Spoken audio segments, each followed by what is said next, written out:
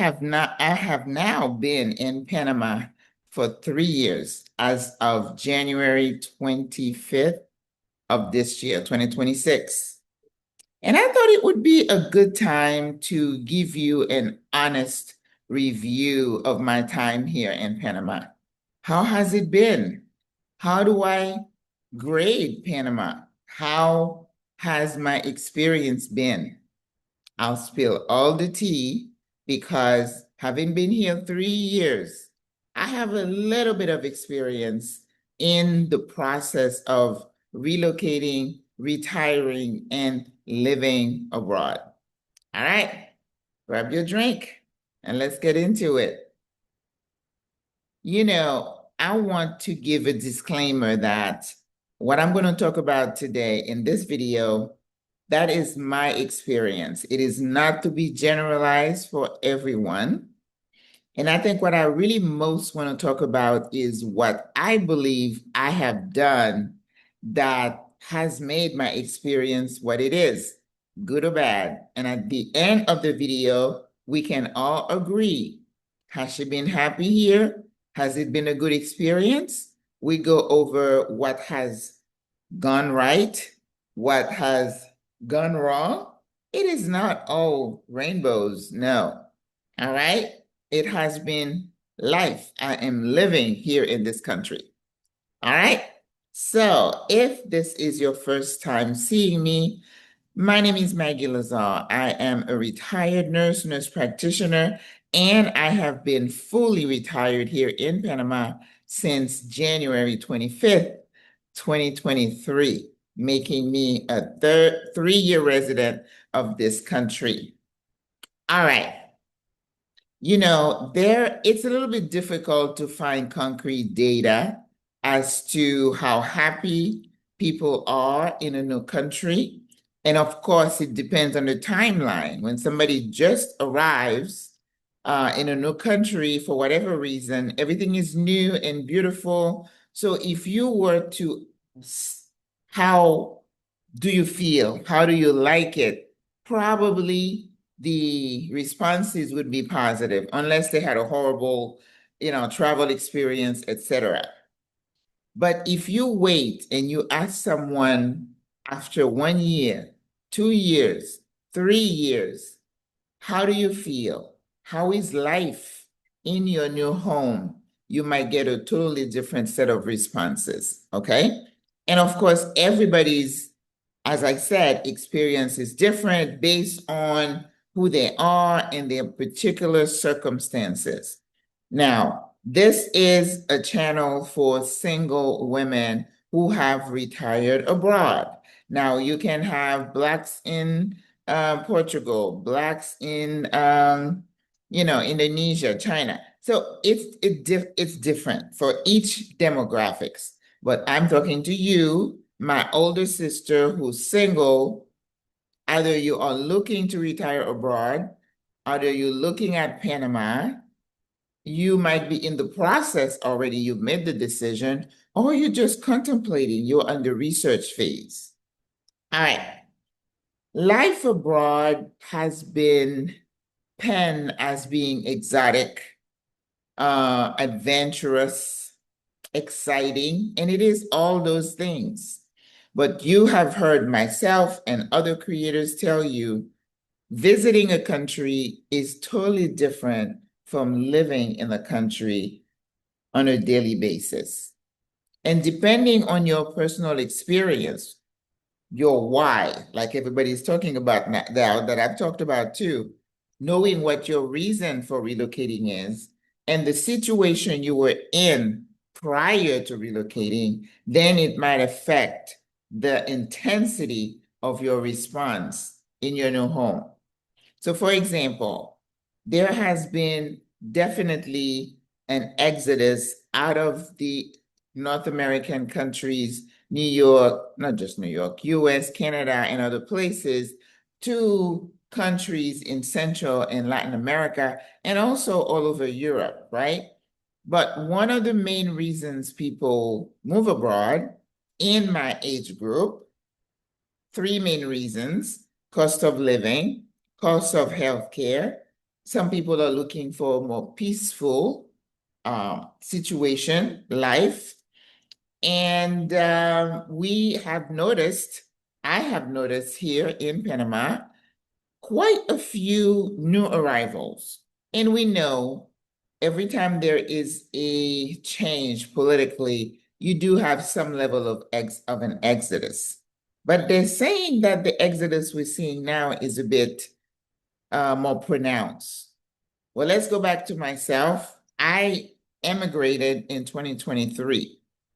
I don't believe I'm caught in that wave of folks coming over because of stressful situation and situation at home.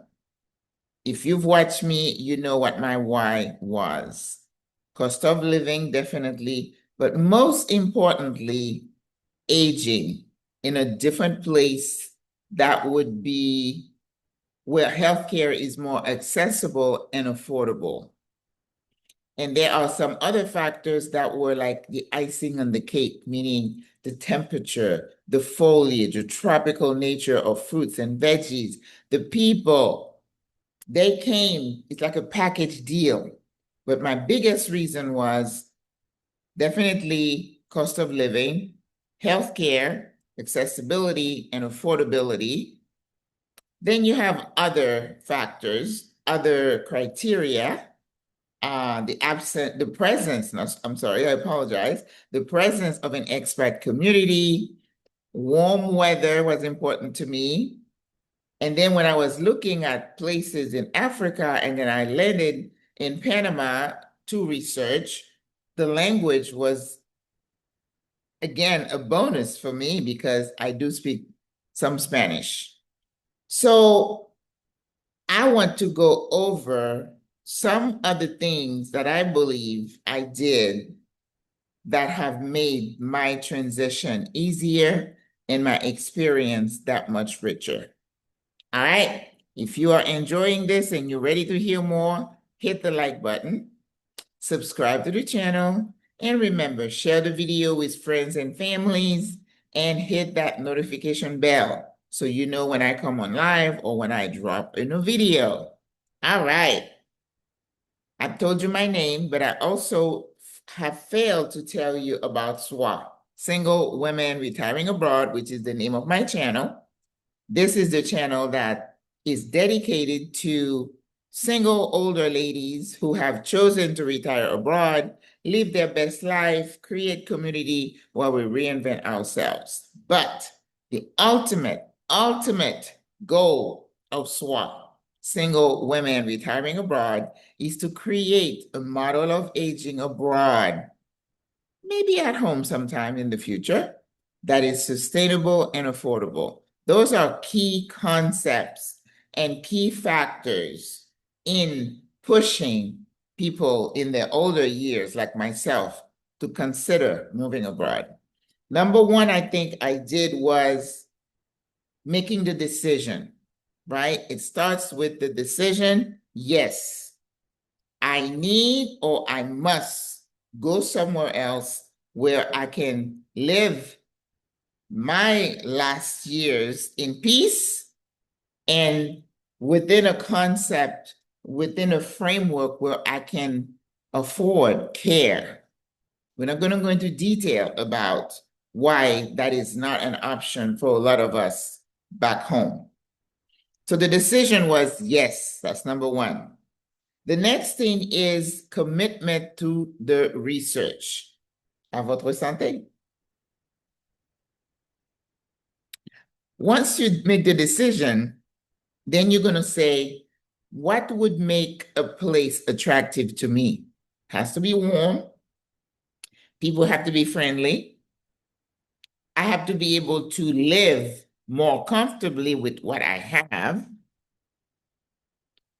It would be nice to see people who look like me wherever I'm going. So I researched 2 countries in Africa. Then I went back to Panama after I had visited earlier and had felt a connection. So I committed to the research finding out about healthcare, finding out cost of housing, food, and everything else that came with it, made the conscious decision, hey, I don't think I need a car. Therefore, I'm going to save loads of money by using public transportation. And I've been doing that for the last 3 years. Once in a while, I get tempted to get a car. But then, as I always say, I talk myself right out of it because I'm like, nah, no. Right? Commitment to the research, and I did that. Then doing the math. That's where you're going to do the budget. The math is not just how you live in country, but all the expenses leading up to the relocation, right? You're looking at your visa cost. You're looking at cost of travel to come to get your visa, your lodging, transportation, food, and other incidentals. Travel insurance, which is highly recommended when you travel. So, how many trips are you taking? Are you doing some scouting? For your visa, you have 2 trips you have to do. So, do the math. You cannot. Sometimes people would get caught. It's like, no, you cannot come for your visa for 3 days. What if something happens? You have to extend it. You have to give yourself some leg room, right? Then you have to buy SIM card for telephone. Things happen, and you can't just budget exactly because you don't know. So you need some cushion in case something happens. What if your luggage gets lost? Well, if you have travel insurance, you get coverage. But by the time you submit claim and stuff, you need something, in the interim, right? So do the math, talk to people, read, listen to those creators, people who are living here. Although you got to be careful. I tell you, make sure you listen to multiple people because unfortunately, some people are painting a picture that is very rosy. Telling you that you can really eat a really large meal for $3. Okay. That you can, I heard this lady say she was researching. I'm not sure who she was watching, but she said, I understand I can get a 1-2 bedroom apartment, overlooking the water for $900 a month. And I was like, where would that be? So be careful. Don't get taken in by somebody who might mean well, right? In attracting you, but get accurate information and get it from multiple sources. So do the math, sis. Then you have to deal with folks at home. You're not an island. You're not a tree. Some people are not going to be happy that you're leaving, and that unhappiness may show itself in different ways. Sometimes it's just really disbelief. Sometimes it's downright aggression. And who do you think you are? What do you mean? You got to mentally prepare yourself. And I mentally prepared myself, but I was lucky. I did not have a hard time with my family because they're like, she's always going somewhere. We're not surprised, right? We're going to miss you. There is a difference if somebody's saying, oh, we're going to miss you versus what a shit than she is. You got to deal with both. All right, sis? How do you convince your family and friend that it is the best thing for you without asking for permission? Saying that I've been a caregiver, I have done my duty, I have raised my family, and now this is me. All right? The self-assessment. Maybe doing that research is the time to do the self-assessment. Moi, am I suited for a life abroad? Am I open-minded? Do I roll with the punches? Am I a problem solver? Am I always anxious, or do I take life as it comes? Do I roll with the punches and adjust? How do I feel living amongst people who don't look like me, don't think like me, don't talk like me? And I have a self-assessment in one of my videos. I keep thinking I need to put all these forms on the page who can have access to them. I'm going to keep doing that. So please remind me if I don't do it. All right. The self-assessment. And of course, there is the danger of you do the assessment, but you are so gung-ho about your mindset that you have to leave, that you ignore the responses or you skew your responses. You know how when you used to make, I know I used to do it when I hired people, I would give them the DISC assessment and they tell you, just check the first thing that comes to mind, your first responses. Because the more you think about it, the more skewed your response is going to be because it's not going to be natural, it's not instinctive. It's something that you're rearranging your thinking to make it fit into what you want. Like people do research like that, right? Yeah, I want that result, therefore I can manipulate the data to get the result that I want. Don't do that. Because the purpose of the assessment is to give you some insight into the person that you are.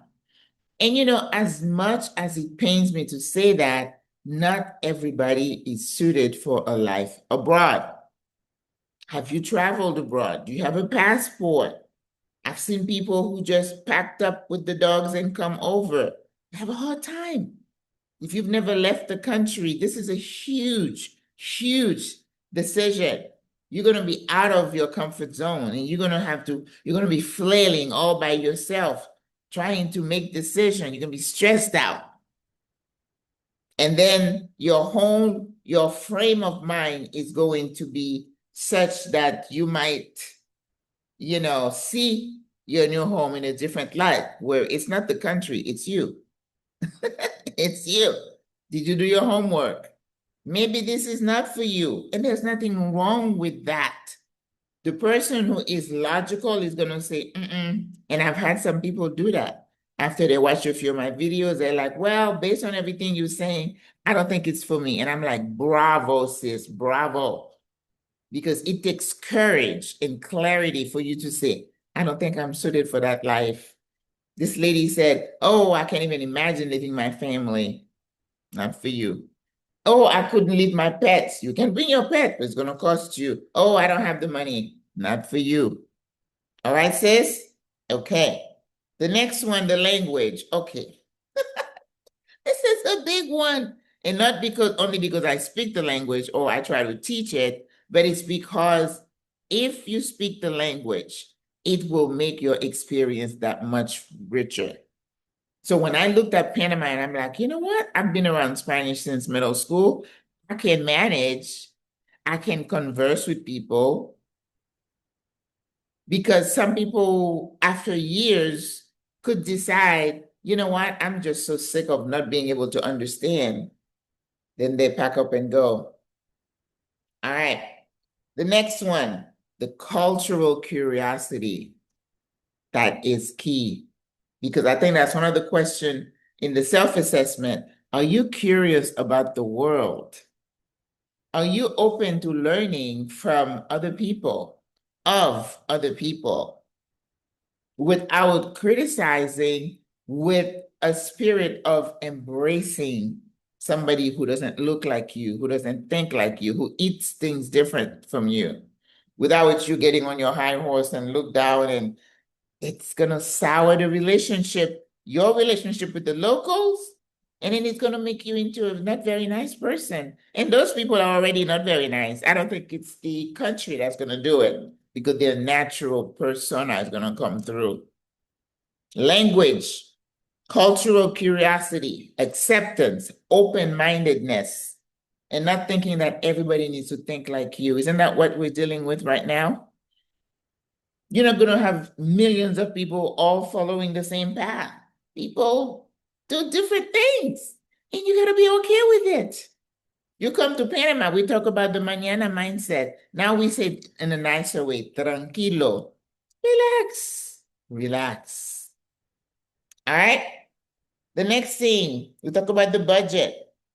Now, I talked about budgeting for scouting trips and what it's going to cost you to explore the country, but the monthly budget that you're going to need to live on. And this is why when I talk to folks and I'm like, Panama only requires $1,000 in secured income coming into your bank every month.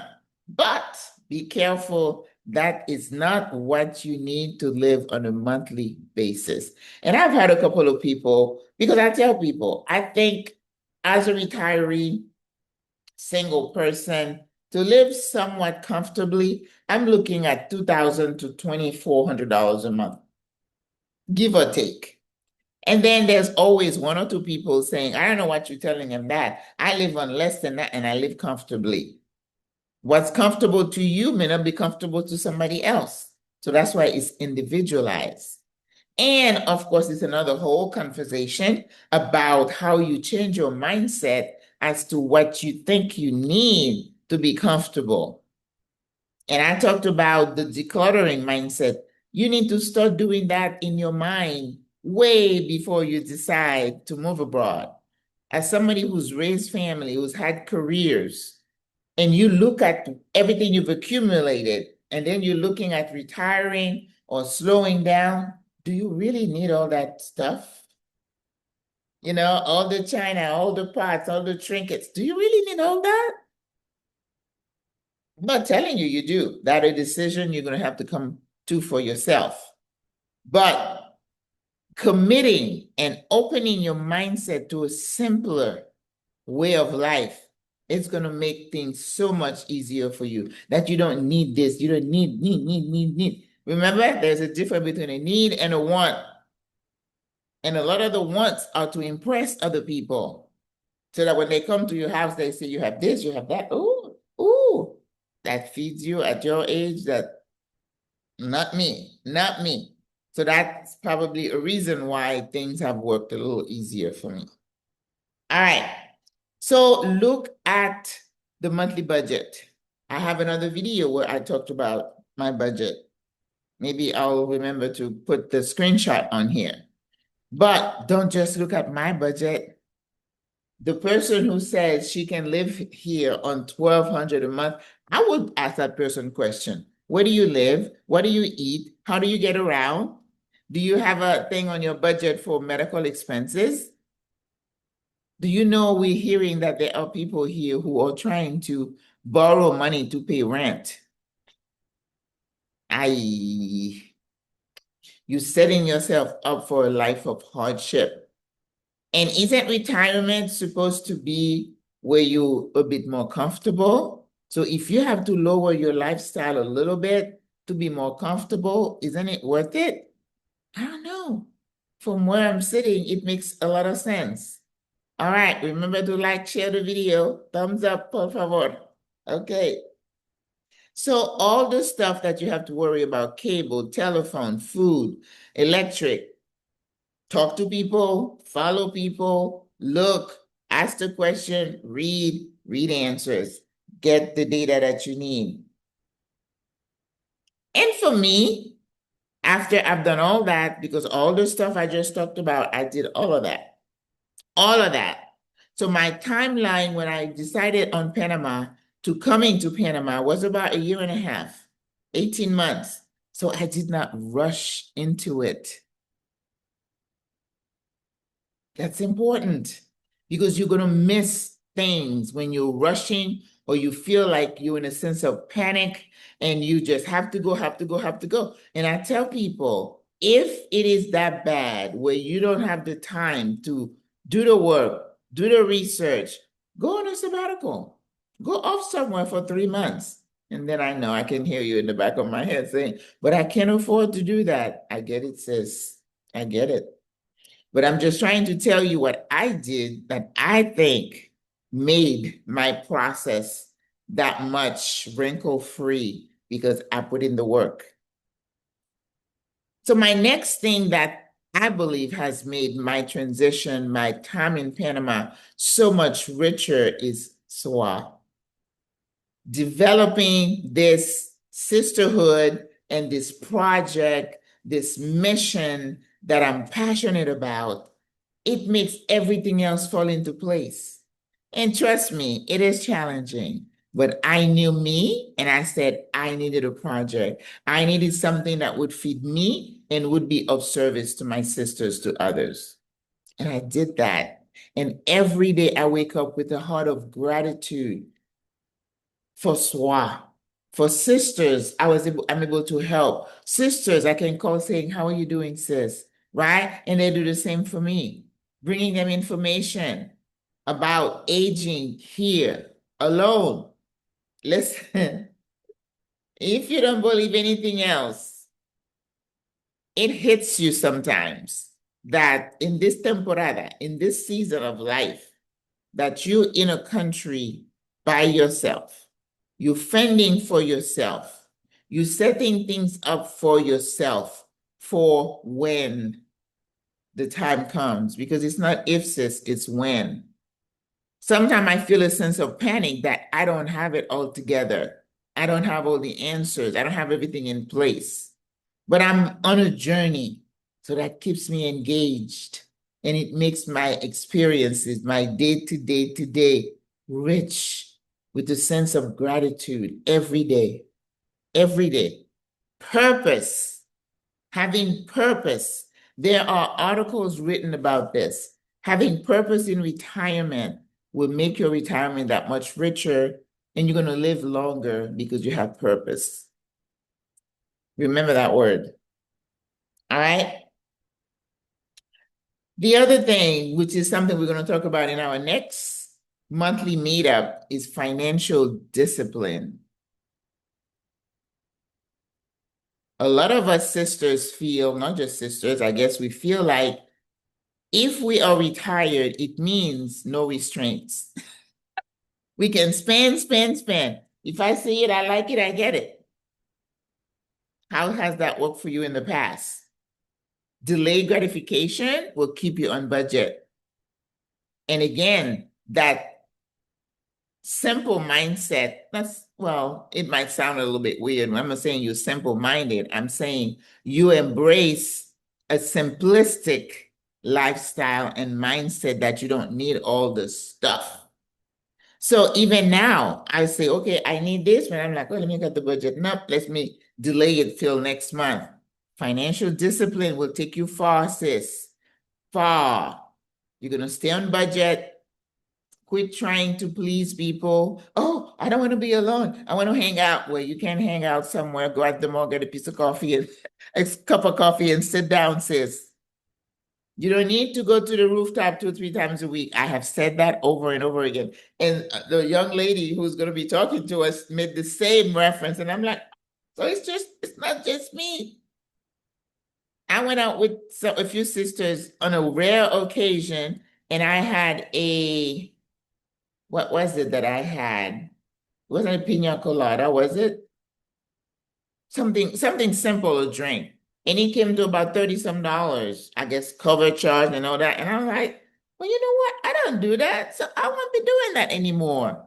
And you might say, oh, that's cheap. You're just watching pennies. Yes. And proud of it. Proud of it. Financial discipline. All right. Fulfilling work to self and others. That's why I talked about that. Community building. That's what SWAT does too. Because when you come to a country, you're by yourself. I didn't know anybody here. I had to build a community. And I think someone asked me to talk about that. Maybe that's what we'll talk about on the live today, this week.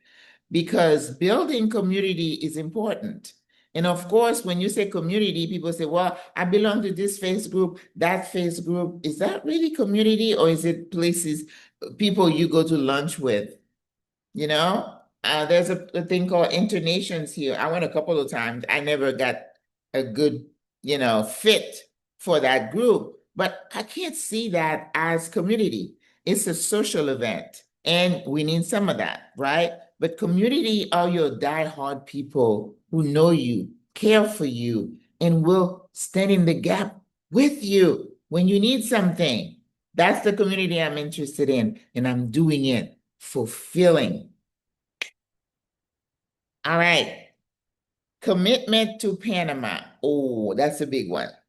I believe that because I had made the decision, remember, it starts here. It's not, I'm going to try it and see how it works. And if it doesn't work, I'll jump over there. That was never my mindset. Because I understand when I change my mind like that, it costs money.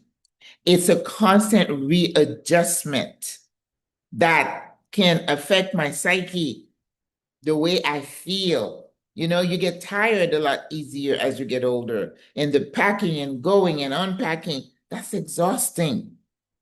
So when I decided to come to Panama, it was like, I'm going to be there for the duration. Like I tell people, if there are political things that happen and they kick me out, yeah, I want to have a choice. But I don't have it. My mindset is not, I'm going to try it. And if it doesn't work, I'm going to jump. My mindset is, I'm going to make it work here. And I have to tell you, I do that, and I'll tell you in a second. Whereas it's worked out. Remember, it's a mindset. Volunteering, looking for opportunities. I volunteer. I mean, not every day, not every week, and I'm still on the lookout. And as an organization, SWRA, we're still looking for our project where we're going to give back to this country that has embraced us. Because I feel like we're taking, and there's so much talent in this group and everybody who's here visiting. But if you're just here saying, you know, like the sister said to me, nope, I don't want to do any work. All I want to know is, where am I going to go to lunch tomorrow? That would never work for me. I mean, I'm not into eating out, as you know, but I need more. And to me, retirement does not mean just going to the different restaurant. Some people are like that. More power to them. It's just not for me. Know thyself. And then build your life around you, around what feeds you, what you need to feel your best. Okay? Strong sense of gratitude. Yes. Even when I do my workout with the ladies, we start with gratitude, because gratitude will take you far. It lowers your blood pressure. It just frames everything with different lenses where you're not constantly judging, criticizing, but you know the good is here, you know evil is here, and you just lift your hands up and say, thank you, God, for what I have. Not focusing on what you don't have, what worked, didn't work for you in the past. You in this moment, in this temporada, just be in the moment, live in the moment. All right.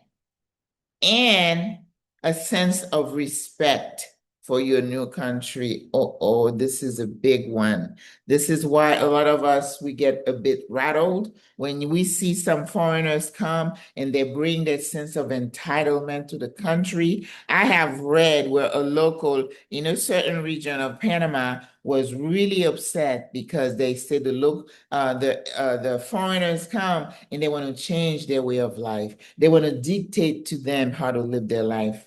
Who asked you? They don't want that. That is not good practice to come. You are a guest in a country. Who asked you? They don't want you to tell them how to live their life. This is their culture. It is up to you to adjust to it. So don't come with the sense of entitlement. Oh, they need to serve me. Oh, they're not bringing my food fast enough. Tranquilo. Estás en Panamá. You're in Panama. Things don't move fast. Cálmate. Cálmate. That's what they will tell you. So I said all that to tell you, I believe all those things, and there may be more, that I did the work before I got here. I made the decision. I decided this is where I was going to be. And I tell people, Panama is not perfect. It's perfect for me. I did not choose Panama. Panama chose me. because my connection to the country was in that boat at Monkey Island, looking at the sky, the sky, those calm waters, the monkeys in the trees, and my soul connected.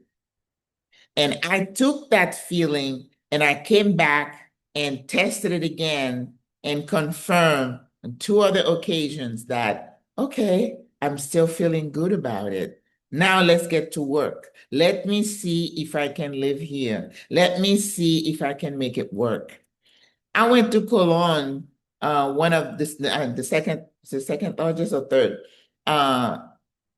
largest place, after Panama City. And, we are there. There were like thousands of people at that event. It was hot.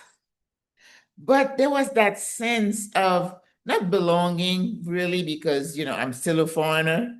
But the fact that I was seeing people, so many people who look like me. Panama is this special place where you hear and you don't feel looked at, stared at, judged. You just move with gratitude, freely. Everybody's minding their own business. People are on their phone at the metro. No weirdos on the metro. It is not perfect. We do have some issues. But is it my place to blast them with their issues? Where'd you come from? What are your issues? Zip it. I think it's, what's the word I look for that? This is etiquette, isn't it? It's etiquette when you come to somebody's home because you're not home. You're a guest. I know, as much as I love Panama, as much as I feel good when I'm here. Let me do this little caveat when I'm talking about that. 3 years. Of course, the first 6 months I had to figure things out, and I did. Yes, the workers didn't come when they said they were coming, and I adjusted.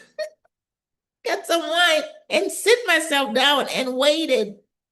So when the sisters helped me, oh, they were supposed to be here. I'm like, sis, calmate. You are in Panama. They will come. Just relax. Maybe not, usually not the first appointment you get. But those of us who've been here and have adjusted, we can show you a little grace and say, sis, calmate. Sit down, sis. Let's have a chat. They'll be here. But what I wanted to say is that after I figured things out and understood the mindset of the people, that it wasn't anything weird, it wasn't strange, that's the way they live their life.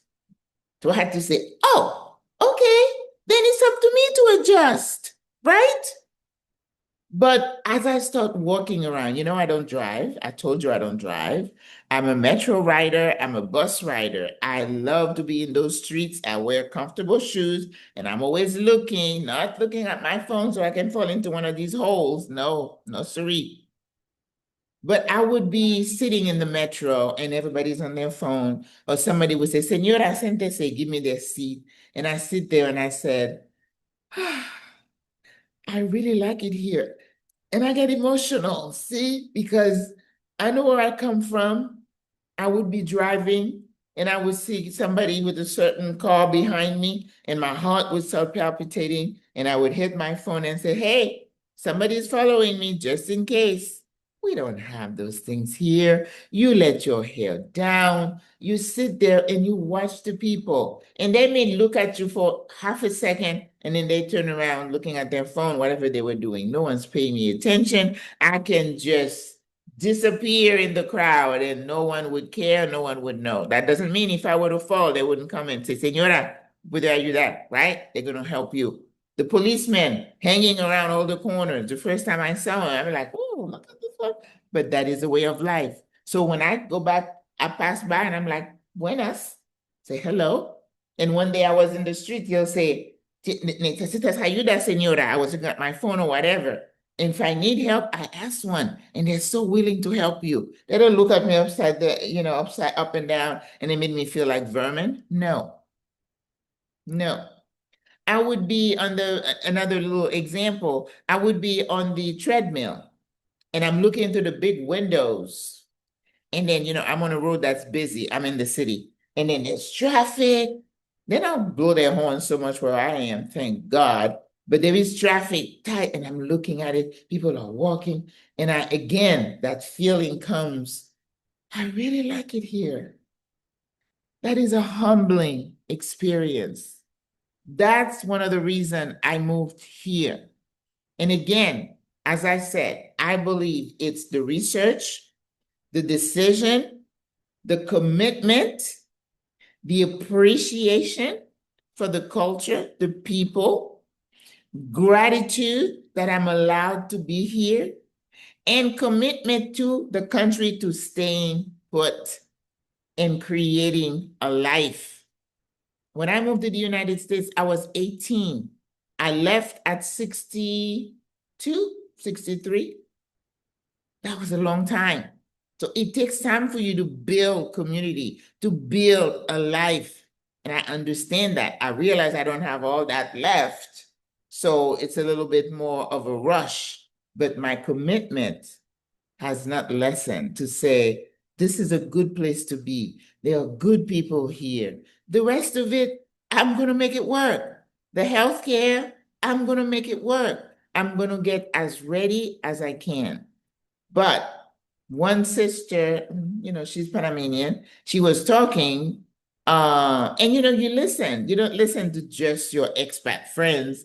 People tell you, talk to the locals, learn, let them invite you to their, I invited my Panamanian friend, nurse friend here, and she's like, oh my God, I've never seen this.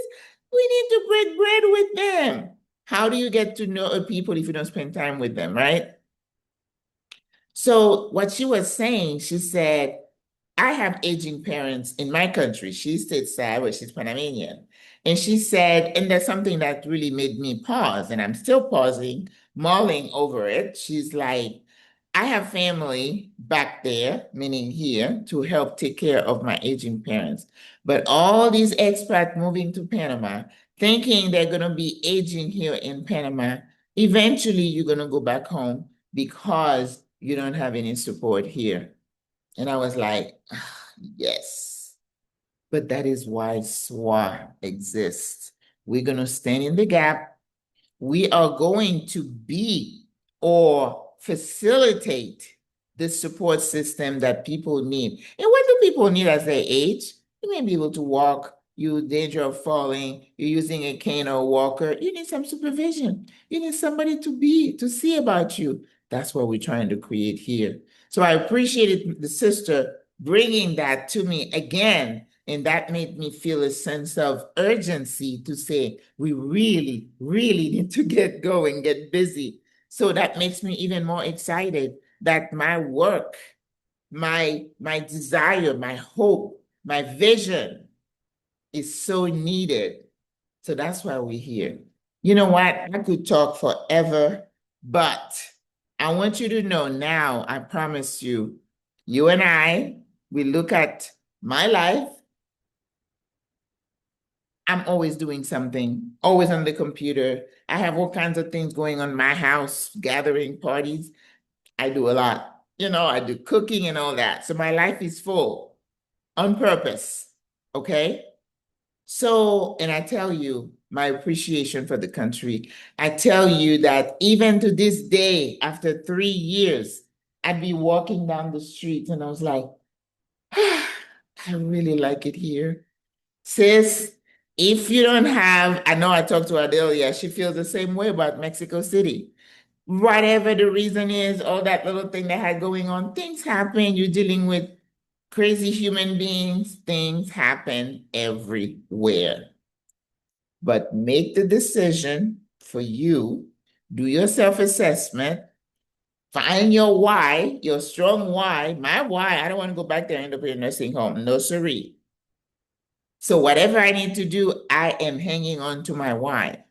I have gratitude, respect, appreciation, and I do work that is so fulfilling to me that I love my life. To be 67 going on 68 and wake up every day with gratitude, with excitement is a blessing, sis. And I wish that for you. All right, so after 3 years, I'm still in love with Panama. I am grateful. I am thankful. I wake up every day excited to be talking to you like this, to say, sis, look at this. You can have this too. Peace. You know, there's a lot of gray under there. Don't get it twisted.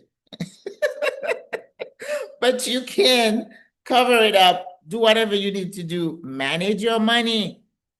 Don't run out of money. Do your little side hustle.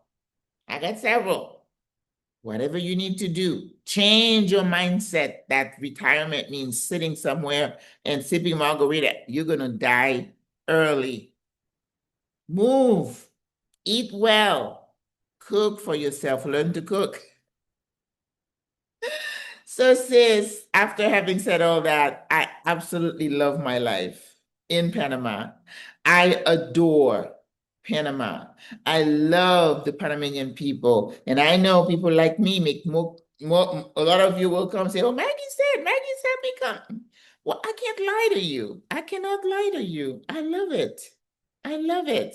And I think that was the best decision I could have made. I don't have any desire to check out any other country. I don't have any desires to go. I go visit. I'm going to Guatemala soon. I go visit.